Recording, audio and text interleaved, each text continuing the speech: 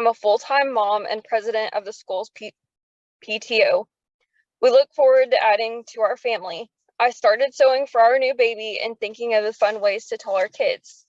But early on, I started to have lower abdominal pain, extreme nausea, and dizziness. I thought it was just severe morning sickness. And then one day in late February, while cooking with my kids, I felt very sick and nearly passed out.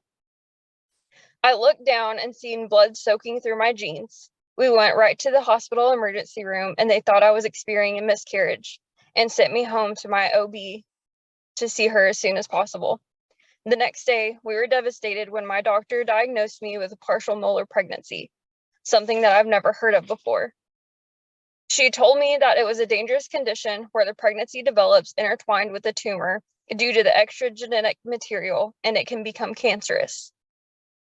There is no chance of our baby surviving, and if left untreated, I would be at risk for more severe bleeding, cancer, high blood pressure, and death. My doctor pointed out the cyst growing around my baby during the ultrasound and explained that is what caused the bleeding.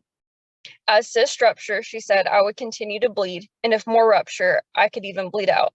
She said that I needed an abortion quickly or I would die. She was not able to provide that care at her hospital, so she sent me to OU Medical Center, one of the best hospitals in the state of Oklahoma. At OU, doctors confirmed everything. There was no chance of a healthy baby, and the pregnancy was life-threatening. All of the doctors agreed I needed a life-saving abortion and should receive care under Oklahoma's ban, but the ultrasound tech refused to sign off on the exception. He insisted that he could hear a heartbeat and told the doctors that they could not touch me due to the ban. I remember hearing the doctors pleading with him. The next transfer was to OU Children's Hospital. But by then, I was so dehydrated, weak, and out of it.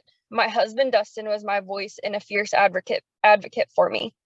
The team there told me that they could not help me. They suggested taking me home and keeping an eye on me, and we live so far from there. He asked, what am I supposed to do if she starts bleeding again? And with sympathy, they did tell him that they couldn't touch me until I was crashing and that we should wait in the parking lot until I was about to die.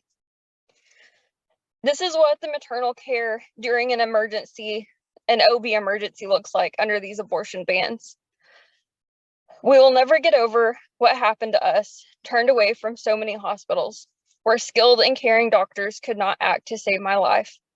This is why I'm here today. I'm filing a federal complaint with the U.S. Department of Health and Human Services.